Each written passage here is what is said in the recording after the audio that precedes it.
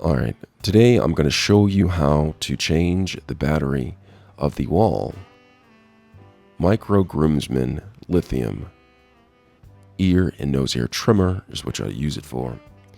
And I'm going to show you how to change the battery. So what you're going to do is you're going to simply open up the cap, and then you'll take the head and pull this out like that. And then right here is the battery. And I'm going to go ahead and remove this. I'm going to go to the nipple side first, push it back. The battery comes out just like that.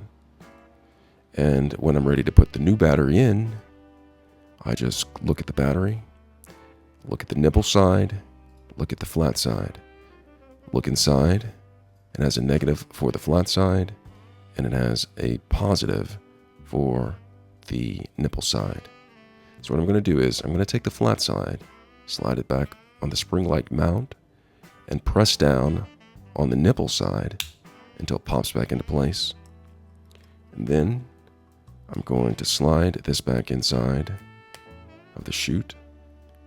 And that is how you change the battery on a Wahl MicroGroomsMan lithium ear and nose hair trimmer. I hope this video was helpful. Thanks a lot for watching.